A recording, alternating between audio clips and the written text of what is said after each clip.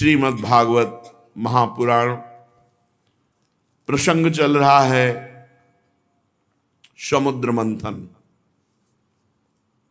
भगवान अजित श्री हरि जब देखा कि समस्त देवता परास्त हो रहे हैं दैत्यों से, देवताओं ने प्रार्थना की ब्रह्मा जी से, ब्रह्मा जी महादेव समस्त देवता भगवान श्री हरि से। तब श्री हरि ने कहा, इस समय गुरु शुक्राचार्य के प्रताप से दैत्य बलवान हैं, उनको देवता जीत नहीं सकते।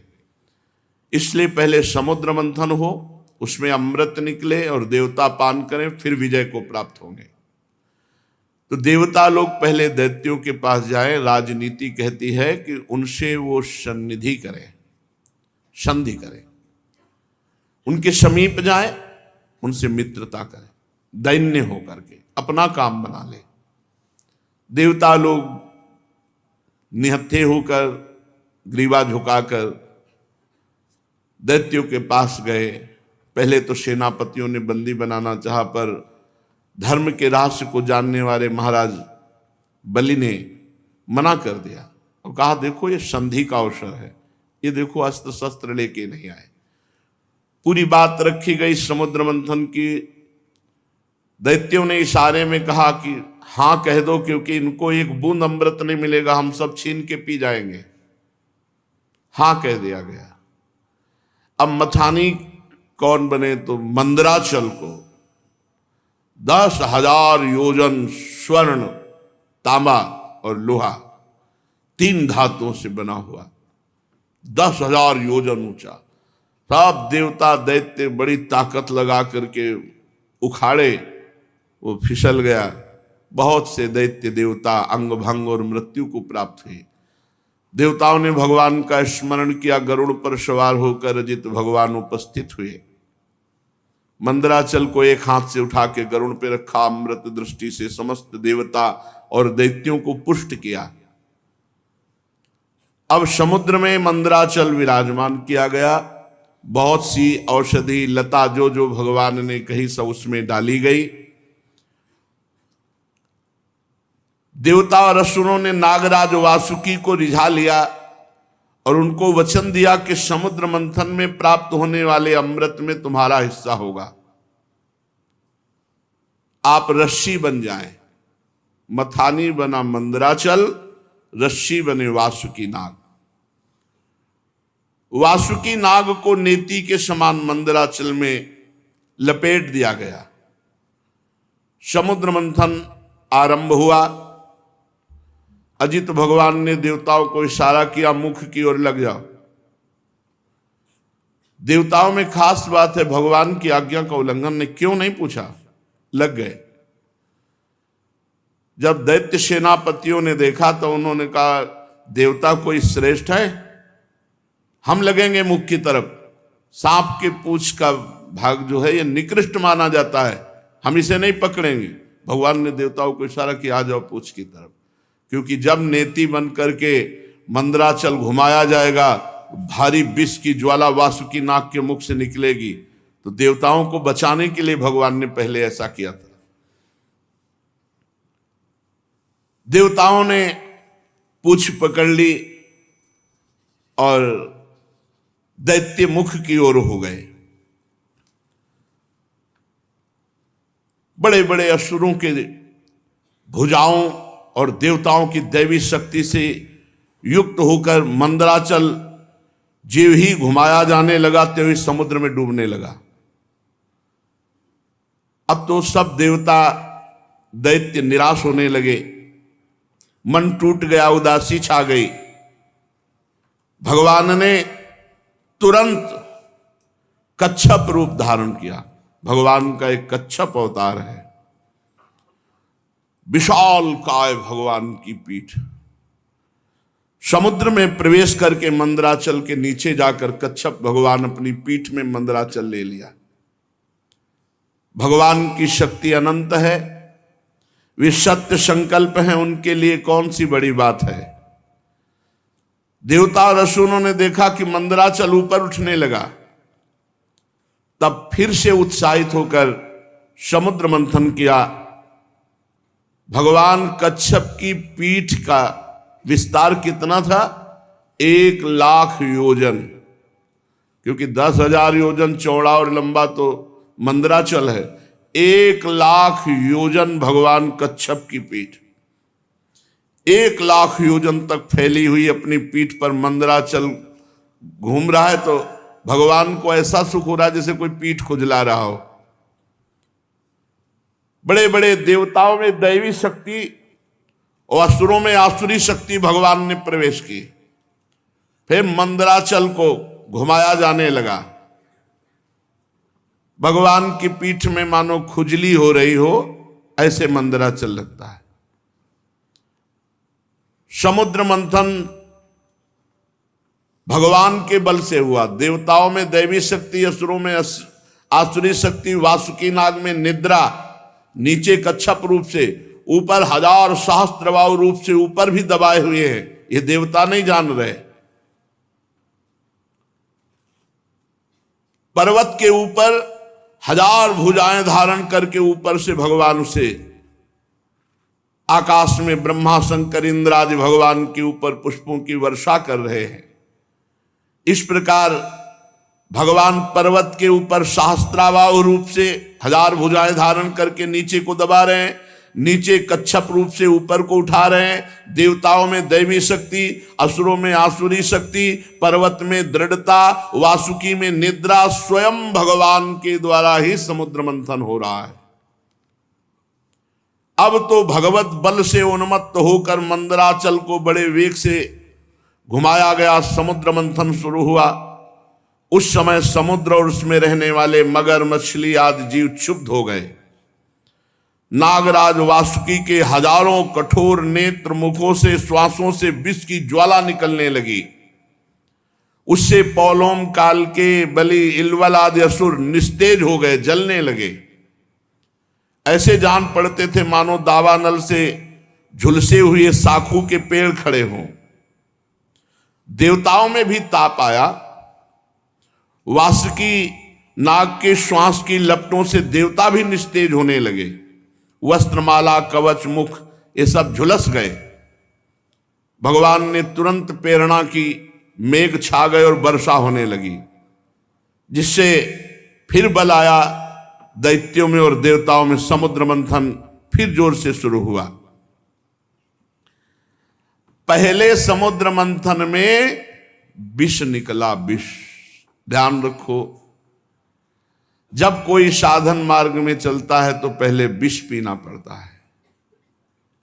यम ही न व्यथ्यन्ते ते पुरुषम पुरुषर्षभ सम दुखा सुखाधीरम स्वमृतत्वाय कल्पते। जो इस विष को पीता है, सुख दुख को समान भाव, मान अपमान, निंदा स्तुति, काम क्रोध लोभ, ये सब विष हैं। इनको जो पीता है वही अमृत पद का अधिकारी होता है। भगवान मेघ के समान सांवले शरीर पर सुनहला पीतांबर, कानों में बिजली जैसे चमकते हुए कुंडल, सिर पर मुकुट, घुंघराले बाल, नेत्र लाल लाल रेखाओं से युक्त, गले में बनमाला सुशोभित, संपूर्ण जगत को अभय दान करने वाले विश्व विजयी भगवान अजित ने अपने भुजदंडों से वासुकी नाग को पकड़कर जे ही मंदराचल की रफ्तार बढ़ाई, ते भी खलबली मच गई। मछली, मगर, सांप, कछुए भयभीत होकर ऊपर आ गए। तिमिंगल आदि मत्स्य, समुद्री हाथी, ग्राह व्याकुल हो गए। जे ही ऐसा मंथन हुआ कि सबसे पहले ऊपर हलाहल नामक अत्यंत उग्र विष निकला। अब वो समुद्र मंथन से निकला हुआ विष 10 दिशाओं में फैलने लगा। इससे सारी प्रजा मर जाएगी, सब प्रकृति भस्म हो जाएगी, ऐसा ये विष है। भगवान अजित ने कहा, भगवान शंकर की शरण में चलो। पहले निकले हुए इस हलाहल नामक विष से भगवान सांब सदाशिव ही बचाएंगे। भगवान शंकर सती जी के साथ कैलाश पर्वत पर विराजमान थे। बड़े बड़े ऋषि मुनि उनके वचन सुन रहे थे। भगवान शिव उपदेश कर रहे थे। तीनों लोगों को अभ्युदय और मोक्ष के लिए बड़े बड़े ऋषि मुनि उनकी आराधना करते हैं भगवान शिव की। प्रजापतियों ने दर्शन किया और भगवान महादेव जी की स्तुति की।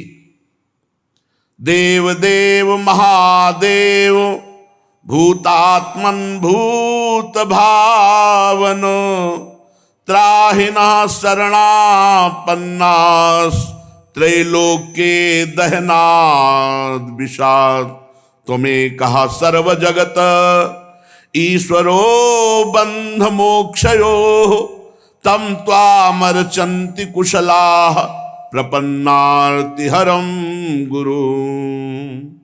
हे जगत गुरु, हे देवाधिदेव, हे समस्त प्राणियों की आत्मा और जीवन दाता, हम सब लोकपाल आपकी शरण में आए हैं। समुद्र मंथन में त्रिलोकी को भस्म करने वाला हलाहल उग्र विष प्रकट हुआ है, उससे आप हमारी रक्षा कीजिए। सारे जगत को बांधने और मोक्ष मुक्त करने में एकमात्र आप समर्थ ईश्वर हैं।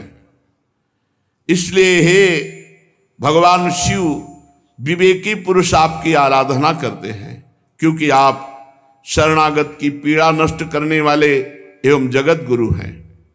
प्रभु, अपनी गुणमयी शक्ति से इस जगत की सृष्टि, स्थिति, प्रलय ये आप करते हैं, पर आप एक रस रहते हैं। जितने भी देवता, मनुष्य, पशु, पक्षी, सत असत चराचर प्राणी हैं, सबके जीवन दाता देवाधिदेव आप ही हैं। आपके अतिरिक्त सृष्टि भी और कुछ नहीं, क्योंकि आप सबकी आत्मा हैं। हे सर्वदेव स्वरूप, आपका मुख अग्नि है। तीनों लोकों को अभ्युदय करने के लिए हे शंकर, ये पृथ्वी आपका चरण कमल है। आप अखिल देव स्वरूप हैं। ये काल आपकी गति है, दिशाएं कान हैं, वरुण रसेंद्री हैं, आकाश नाभ है, वायु श्वास है, सूर्य नेत्र हैं, जल वीर्य है। आपका अहंकार नीचे ऊंचे सभी जीवों का आश्रय है। चंद्रमा मन है। प्रभु स्वर्ग आपका सिर है। वेद स्वरूप भगवान समुद्र आपकी कोख है। पर्वत हड्डियां हैं। सब प्रकार की औषधियां घास आपके रोम हैं। गायत्री आदि छंद आपकी सातों धातुएं हैं और सभी प्रकार के धर्म आपके हृदय हैं। हे स्वामिन, सद्योजात आदि 5 उपनिषद ही आपके तत्पुरुष अघोर, सद्योजात, वामदेव, ईशान नामक 5 मुख हैं। प्रभु, इस कार्य कारण जगत से परे, माया से परे आप हैं। आपकी महिमा को ब्रह्मादि भी जानने में समर्थ नहीं। हम लोग तो केवल आपके इस लीला बिहारी शिव रूप को देख रहे हैं, आपके परम स्वरूप को हम नहीं जानते। हे महेश्वर, यदि आपकी लीलाएं अव्यक्त हैं, फिर भी संसार कल्याण करने के लिए परम कारण स्वरूप आप लीला करते हैं। प्रभु, आप प्रजा बड़े संकट में है, इस हलाल विष का कुछ इंतजाम कीजिए। भगवान शिव ने कहा सती जी से, देवी, ये बड़े खेद की बात है कि समुद्र मंथन से कालकूट विष निकला और प्रजा बड़ी दुखी है। इसलिए हमें समस्त प्रजा की रक्षा करनी चाहिए।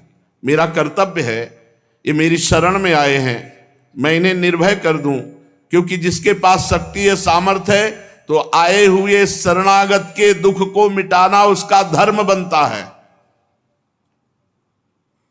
अगर अपने प्राणों की भी बलि देनी पड़े तो दे देना चाहिए, पर शरणागत को विमुख नहीं जाने देना चाहिए, उसकी रक्षा करनी चाहिए। कल्याणी,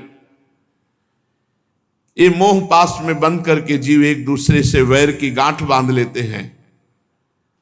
ऐसे अज्ञानियों पर जो कृपा करके उन्हें भगवत मार्ग में लगाता है, उनकी रक्षा करता है, उस पर भगवान श्री कृष्ण बहुत प्रसन्न होते हैं। और जब भगवान श्री कृष्ण प्रसन्न हो जाते हैं तो मैं, ब्रह्मा, चराचर जगत उसके ऊपर प्रसन्न हो जाता है। जहां पर कृपा राम की हुई, ता पर कृपा करे सब कोई। इसलिए मैं प्रजा के कल्याण के लिए इस विष को पीऊंगा। विश्व के जीवनदाता देवाधिदेव महादेव भगवान शंकर इस प्रकार सती देवी से कहकर विष को लेने के लिए तैयार हो गए। माताजी बड़ी कृपालु हैं और जानती हैं भगवान शिव के प्रभाव को। उन्होंने अनुमोदन किया, हाँ प्रभु ऐसा ही करना चाहिए। भगवान शंकर ऐसे करके आकर्षण किया और पूरे समुद्र मंथन से निकले हुए विष को अपने हाथ में ले लिया और उसको पी गए। पीकर हृदय में नहीं जाने दिया, यही गले में रोक लिया।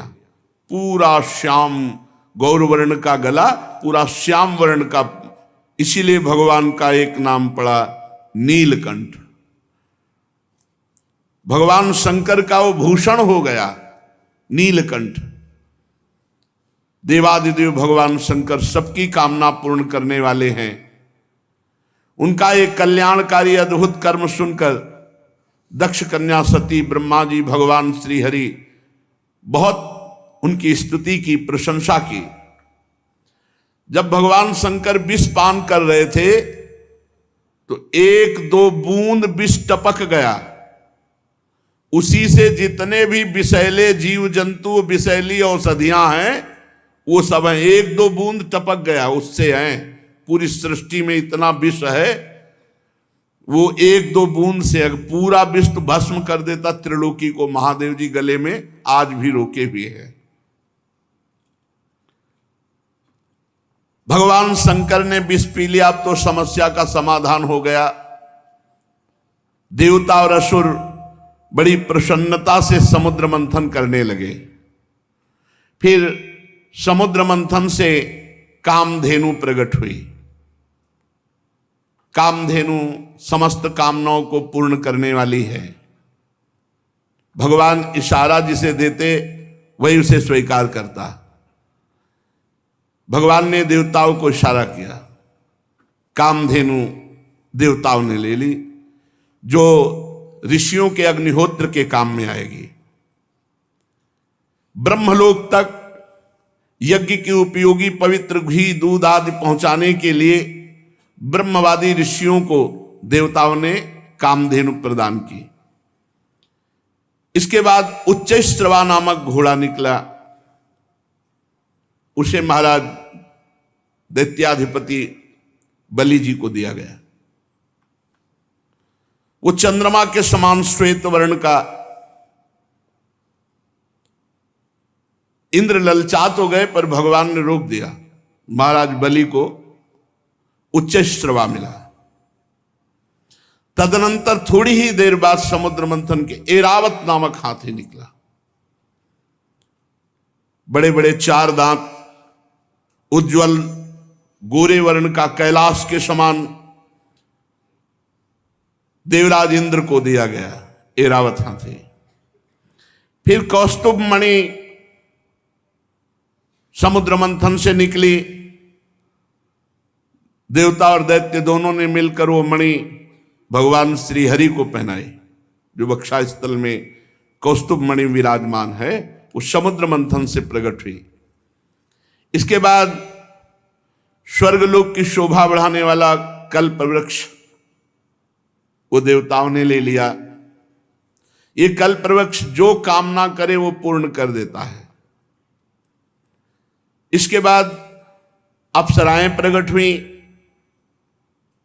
जो सुंदर वस्त्रों से सुसज्जित, गले में स्वर्णहार पहरे हुए, रंभा आदि, अपनी मनोहर मुस्कान, चाल, विलास भरी चितवन से देवताओं के भी चित्त को चुराने वाली, तो देवताओं को दी गई। अप्सराएं देवताओं को दी गई। कल्पवृक्ष देवलोक में। इसके बाद शोभा की मूर्ति स्वयं भगवती लक्ष्मी देवी प्रकट हुई समुद्र से। ये भगवान की नित्य शक्ति है। जे भी वे प्रकट हुई तो बिजली किसी कांति छा गई, 10 दिशाएं चकाचौंध हो गई। ऐसा सौंदर्य, ऐसा उदार स्वरूप, ऐसा रूप रंग कोई भी नहीं था जो ये ना चाहता हो कि लक्ष्मी जी हमें मिले। आज भी सभी चाहते हैं लक्ष्मी जी हमें मिले। देवता, असुर, मनुष्य, कोई भी ऐसा नहीं था जिसके हृदय में ये चाह ना आ गई हो कि लक्ष्मी जी हमें मिले। तत्काल इंद्र अपने हाथों से उनके बैठने के लिए विचित्र सिंहासन ले आए। श्रेष्ठ नदियों ने मूर्तिमान होकर के अभिषेक के लिए सोने के घड़ों में भर भर कर पवित्र जल ला दिया। पृथ्वी ने अभिषेक के योग्य सब औषधियां दी। गौओं ने पंचगव्य और बसंत ऋतु ने चैत्र वैशाख में होने वाले सब फूल फल उपस्थित कर दिए। इन सामग्रियों से ऋषियों ने विधि पूर्वक लक्ष्मी जी का अभिषेक किया। गंधर्व गान कर रहे हैं, अप्सराएं नृत्य कर रही हैं, बादल सदे होकर मृदंग डमरू ढोल नगारे नरसिंगे शंख वेणु वीणा ये जोर जोर से वाद्य बजा रहे हैं।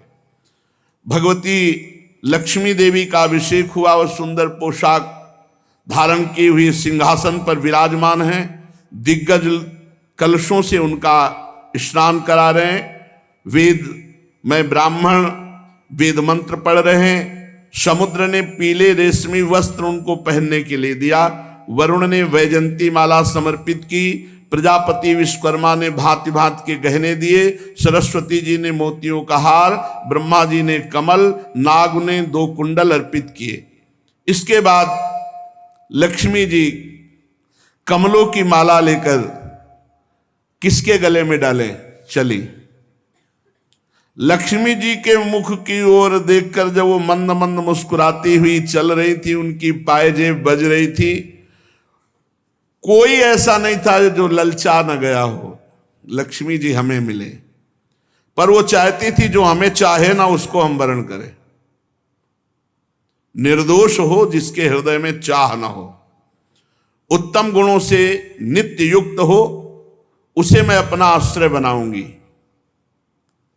लक्ष्मी जी ने देखा गंधर्व यक्ष असुर सिद्ध चारण देवता सब चाह कर रहे हैं। किसी को शर्त है, जो चाह न करता हो, निर्दोष हो, अविनाशी हो, नित्य हो, ये सब भगवान में है। वे मन ही मन तपस्वियों की तरफ देखकर कहा, इन्होंने क्रोध पर विजय नहीं प्राप्त किया। ज्ञान तो है परंतु अनासक्त नहीं है। कोई महत्वशाली है परंतु वो काम को नहीं जीत सका। किसी में ऐश्वर्य बहुत है पर वो ऐश्वर्य किस काम का जब दूसरों का आश्रय लेना पड़े। किसी में धर्माचरण है तो प्राणियों के प्रति प्रेम का पूरा वर्ताव नहीं। त्याग है पर केवल त्याग से ही थोड़ी मोक्ष हो जाएगा, तत्वबोध होना चाहिए। किन्हीं किन्हीं में वीरता है पर वो भी काल के पंजे के बाहर नहीं है। कुछ महात्मा ऐसे हैं जो विषयासक्त नहीं है परंतु अद्वैत समाधि में तल्लीन है। किसी किसी ऋषि की आयु बहुत लंबी है परंतु उनका सील मंगल मेरे योग्य नहीं। किसी का सील मंगल है तो आयु का ठिकाना नहीं। लक्ष्मी जी ने सबको देखा पर कहीं भी चित्त नहीं टिका। जब भगवान के ऊपर दृष्टि गई तो उन्होंने कहा, ये मुझे चाहते नहीं, ये हमें पसंद आए पर ये हमें नहीं चाहते। पर सोच विचार करके भगवान के ही गले में जयमाला डाल दी, अजित भगवान के, क्योंकि समस्त सद्गुण नित्य निवास करते श्री भगवान में। लक्ष्मी जी के एकमात्र आश्रय भगवान श्री हरि है। इसी से उन्होंने भगवान श्री हरि का वर्ण किया। लक्ष्मी जी ने भगवान के गले में नवीन कमलों की सुंदर माला पहना दी, जिसके चारों ओर झुंड के झुंड मतवाले मधुकर गुंजार कर रहे थे। इसके बाद लज्जापूर्ण भाव से देखा और सूक्ष्म रूप धारण करके भगवान के वक्षा स्थल में विराजमान हो गई, श्री लांछन चिन्ह के रूप में। जगत पिता भगवान ने जगत जननी समस्त संपत्तियों के अधिष्ठात्र देवता श्री लक्ष्मी जी को अपने वक्षा स्थल पर निवास दिया, हृदय में। उसी समय शंख तुरही मृदंग बाजे बजने लगे, गंधर्व गाने लगे, अप्सराएं नृत्य करने लगी। ब्रह्मा रुद्र अंगिरा आदि प्रजापति पुष्प वर्षा करते हुए भगवान की दिव्य मंत्रों द्वारा स्तुति की। देवता प्रजापति प्रजा सभी की तरफ लक्ष्मी जी ने कृपा दृष्टि से देखा तो सब निहाल हो गए, सब आनंदित, सब सुखी हो गए। पर लक्ष्मी जी ने दैत्य और दानवों की उपेक्षा कर दी, तब वो बहुत उत्साहहीन हो गए और लोभी हो गए। भगवान ने समुद्र मंथन करवाया तो अब निकली बहुत ही सुंदर वारुणी देवी। भगवान ने इशारा किया देवताओं को तो दैत्य एकदम लुभायमान हो गए सुंदर रूप देख के। तो वारुणी देवी दैत्यों के, ये शराब मदिरा ये राक्षसों के लिए है, इसलिए मना किया जाता है।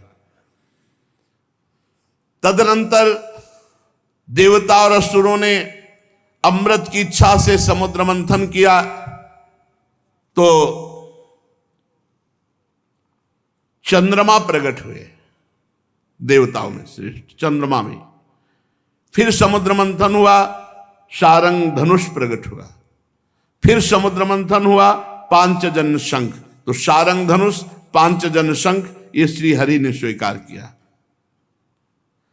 अब जब समुद्र मंथन अमृत के लिए हुआ तो अजान बाहु, लंबी लंबी भुजाएं जिनकी, गला शंख के समान उतार चढ़ाव वाला, आंखों में लालिमा, शरीर का रंग बड़ा सुंदर श्यामला, गले में माला और सब प्रकार आभूषणों से सुसज्जित, चौड़ी छाती, ऐसे भगवान प्रकट हुए धन्वंतरी जी।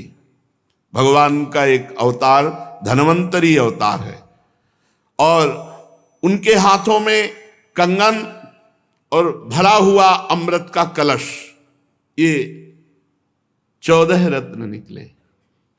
कालकूट, कामधेनु, इरावत हाथी, उच्च श्रवा घोड़ा, कौस्तुभमणि, कल्पवृक्ष, रंभादि अप्सरा, महालक्ष्मी, वारुणी, मदिरा, चंद्रमा, शारंग धनुष, पांचजन्य शंख, धन्वंतरी और अमृत, ये समुद्र मंथन से 14 रत्न प्रकट हुए।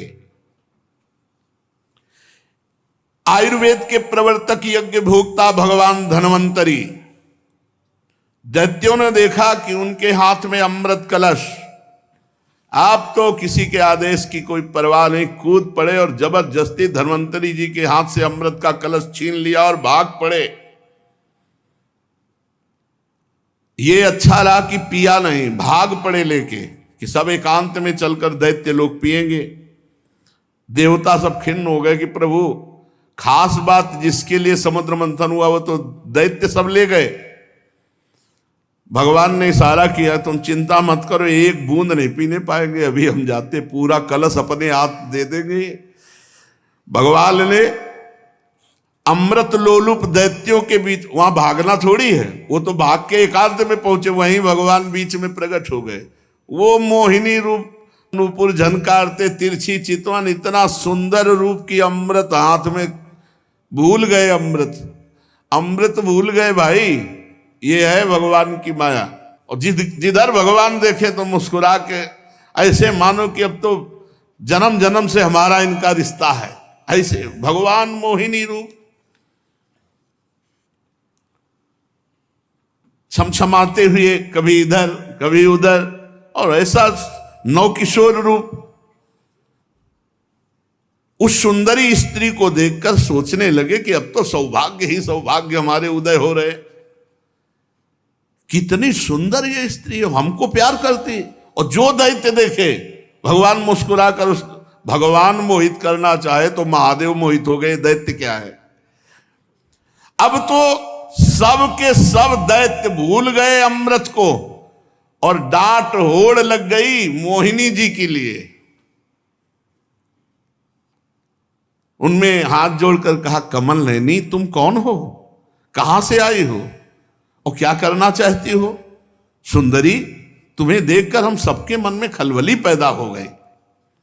हम समझते हैं कि देवलोक में या दैत्यलोक में या सिद्ध गंधर्व चारण लोकपाल कहीं ऐसी सुंदरी नहीं जैसी आप हो। तुम्हें मनुष्य तो देख भी नहीं सकते। सुंदरी, हमें लगता है विधाता ने हम पर दया करके भेजा है, हम दैत्यों को महासुख देने के लिए तुम आई हो। माननी, वैसे तो हम एक जाति के लोग हैं, पर इस समय हम थोड़ा झगड़े पे आने वाले हैं, क्योंकि हम ये अमृत का कलश मिला है और हम आपस में लड़ाई कर बैठेंगे। तो सुंदरी, तुम ही अमृत पिला दो। भगवान कुछ नहीं बोल रहे। हम सब कश्यप जी के पुत्र हैं, तुम्हें हम अपना परिचय बता देते हैं, और सगे भाई हैं ये देवता लोग, और हम दोनों के पिता एक ही हैं, कश्यप। ये अमृत का कलश लो और जैसा आप उचित समझो। असुरों ने जब इस प्रकार प्रार्थना की तो भगवान, और जो स्त्री लुभावना चाल होती, चाल, मुस्कुराहट और चितवन से कटाक्ष करते हुए कहा, आप लोग महर्षि कश्यप के पुत्र हैं? पहले साफ बता दिया, हाँ कि हमारे ऊपर दोष मत लगा ना, हम पहले बता रहे।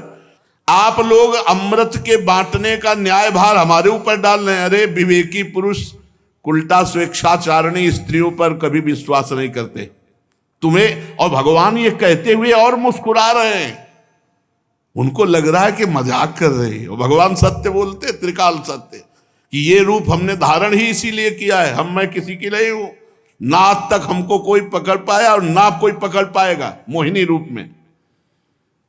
भगवान और हंसकर तिरछी कटाक्ष मार करके, कैसा भगवान स्पष्ट वर्णन कर रहे हैं कि फसला मत हमारे पे। परीक्षित जी मोहिनी जी की ये बात सुनकर दैत्यों के मन में आया कि मजाक कर रही है हमसे। उन्होंने हंस करके कहा कि देखो तुम कोई भी हो, ये ले अमृत कलश। कलश लिया और तिरछी मुस्कान से भगवान ने मुस्कुराते हुए मीठी वाणी में कहा, देखो यदि इतना विश्वास करते हो तो मैं उचित करूं या अनुचित बीच में टोकना नहीं। स्वीकार है? और मुस्कुरा दिया, बोले स्वीकार है। बस बोले अमृत बांट दे ले दो, फिर देख पाओगे कि क्या स्वीकार किया है। बड़े बड़े दैत्य कुछ जहां शंका में होते कि यार पूरा अमृत उसके हाथ में दे दिया, तब मोहिनी जी उधर ही देखती, तब फिर वैसे मंत्रमुग्ध होके रह जाता, मंत्रमुग्ध होके दैत्य रह जाता। अरे महाराज भगवान हैं, भगवान, उनकी माया ऐसी प्रबल है, देख लो। लोक लोकांतर में फिर वो स्वयं मोहिनी रूप धारण किए। दैत्यों बड़ी बारीकी से मेरी बात समझो, मैं उचित करूं या अनुचित बीच में टोकोगे नहीं। अगर टोकना तो ले अपना अमृत कलश। नहीं नहीं नहीं, और मुस्कुराते जा रहे हैं। मुस्कुराहट भगवान की माया का प्रादुर्भाव हुआ है मुस्कुराहट से। सब दैत्यों ने कह दिया स्वीकार है। भगवान ने कहा हम भी स्वीकृत हैं, आपकी हैं। इसका कारण दैत्य मोहिनी स्वरूप के मूल को नहीं समझ पा रहे और देवता जान रहे, इसलिए मोहित नहीं हो रहे। एक भी देवता मोहित नहीं हुआ मोहिनी रूप में, क्योंकि जान रहे हमारे भगवान है। तो देखो अमृत ऐसे नहीं मिलता। सब लोग पहले नहा के आओ, स्नान करो और पूजन करो, स्वस्थवाचन कराओ, तब अमृत मिलेगा। सब नए नए कपड़ा पहन करके और कुशासन पर बैठो और सबका हिस्सा पूर्व की तरफ कुश का हो। अब देवता दैत्य फटाफट स्नान करके, भगवान ने इशारा किया देवताओं को कि नहाओ कम, जल्दी नए कपड़ा पहन के बैठ जाओ आके। और दैत्यों से कहा पूरा स्नान सब। और भगवान नूपुर की झनकार करते हुए देवताओं की तरफ नहीं, दैत्यों की तरफ, किसी के भी ज्ञान का स्फुरण न होने पावे, सबको मंत्र मुग्ध किए। मोहिनी जी ने मुस्कान भरी चितवन से सब दैत्यों की तरफ कलश लेके निकली, बूंद नहीं पिलाया। आ रही हैं अभी। अब दैत्य तो इतना खुश हैं कि मोहिनी जी मिल गई। ये सुधरते हैं तो प्रियाजू के सामने ही सुधरते। कर जो पीक दाली लिए खड़े याद, जो निकुंज बड़े सीधे नहीं तो बड़े टेढ़े महाराज, ये बहुत टेढ़े हैं इनको। अब ये अगर सीधे कहीं मिलते हैं ना तो प्रियाजू के सामने यहाँ वृंदावन में भोले भाले एकदम सीधे, एकदम महाराज जगत पिता भगवान हैं और वो मोहित कर रहे हैं। अब असुरों ने दृढ़ विश्वास करके भगवान के हाथ में अमृत कलश है और भगवान बांटने के लिए पहले दैत्यों के सामने से निकले, पर वहां कुछ और बांट रहे हैं। मुस्कान चितवन देवता पूर्ण विश्वास किए हुए कि मैं भगवान की शरण में हूं, भगवान परम मंगल करेंगे। दैत्यों की तरफ से आ रहे भगवान और उल्टा बैठाला, तुम इधर तुम इधर, एक दूसरे की तरफ पीछे मुड़कर नहीं देखेगा। अलग अलग पंक्ति कतार बांधकर दल में बैठाल दिया, एक दूसरे की पीठ की तरफ। दैत्यों के पास से ऐसे गए मुस्कुराते हुए, और ये अमृत वो है जिसमें बुढ़ापा नहीं आता, कोई रोग नहीं होता, कोई शोक नहीं होता। अरे देवताओं को, पर वो भी भयभीत रहते हैं। और भगवान नाम रूपी जो अमृत पी ले तो भवरोग से मुक्त होकर देवलोक भी, जो जहां छोटा पड़ जाए, ऐसा आनंद देवलोक में क्या आनंद है। वहां तो पुण्य क्षीणे मृत्यु लोके विसंति, भगवत धाम नामामृत राधा नाम सुधारसम। इसलिए लुभायमान मत होना इस अमृत से कि बुढ़ापा ना आएगा। या नहीं, मरने के लिए देवता भी तैयार हैं, मरना पड़ेगा उनको भी, क्योंकि जब प्रलय होती तो ब्रह्मलोक तक समिट जाता है। परीक्षित असुर उमंग तो रहे थे, तो समझा कि जैसे हमारे आगे से कलश लेके निकल गए, ऐसे देवताओं के आगे से निकल के फिर शुरू हमारी तरफ से करेंगे। और पीठ की तरफ थे देवता, और वो इस पर विश्वास कर रहे थे कि मोहिनी तो हमसे सबसे ज्यादा प्यार करती है। भगवान ऐसा दर्शन कराए, और विश्वास करके चुपचाप बैठे रहे। मोहिनी जी में इतना प्रेम था दैत्यों का कि किसी की हिम्मत नहीं हुई कि टोक दे। भगवान ने देवताओं को इशारा किया, बिल्कुल लाइनबद्ध सब। एक दो तो हल्के से देखने की कोशिश पर भगवान मुस्कुरा के तिरछी दृष्टि भगवान की दैत्यों की तरफ, फिर वो शांत हो गए कि यार नाराज ना हो जाए मोहिनी जी। अब मोहिनी जी सबको अपने नेत्रों की दृष्टि में बांधे हुए और देवताओं को अमृत पिलाते चले जा रहे हैं। राहु ने देखा कि कुछ गड़बड़ है, कलश तो आधा से ज्यादा खाली हो गया और अभी पंक्ति देवताओं की चले, हमें लगता है दैत्यों को बूंद नहीं मिलेगा। तत्काल चंद्रमा और सूर्य के बीच में, वो तो पीठे घुमानी थी, तत्काल घुमाया और अमृत बटी रहा। और भगवान बांटने की तरफ नहीं देख रहे थे, दैत्यों की तरफ देख रहे थे। चंद्रमा और सूर्य ने कहा प्रभु राक्षस है, दैत्य है। भगवान ने तुरंत सुदर्शन चक्र के द्वारा, तो केवल ऊपर का अमृत केवल गले तक पहुंच पाया था। आज भी चंद्र ग्रहण और सूर्य ग्रहण उसी से पड़ता है। भगवान ने सुदर्शन चक्र से उसका सिर काट दिया। अमृत का संसर्ग गले से होने से आज भी वो अमर है राहु, परंतु उसका जो धड़ है वो नीचे गिर गया। राहु पर्व के दिन पूर्णिमा और अमावस्या को बैर भाव से बदला लेने के लिए चंद्रमा और सूर्य पर आक्रमण किया करता है। भगवान ने लंबी चाल बढ़ाई, पूरे देवताओं को अमृत पिला दिया और फेंका कलश, जहां एक बूंद भी नहीं। अब समस्त दैत्यों के सामने मोहिनी रूप, अरे खत्म मोहिनी रूप देखा, अरे बोले तो हरि ठग लिया, सब अमृत पिला दिया देवताओं को। अब तो सब के सब असुरगण अमृत से वंचित और भारी क्रोध धारण करके भगवान के प्रति की इसने छल कर दिया। दानों और दैत्यों ने बड़ी मेहनत की थी, फिर भी उन्हें भगवान से विमुख और आसुरी प्रवृत्ति होने के कारण अमृत पीने को नहीं दिया गया कि बिना अमृत पिए तो ऐसा विनाशकारी खेल खेलते हैं, अगर अमृत पी लिए तो फिर तो बहुत ही आतंक मचा देंगे।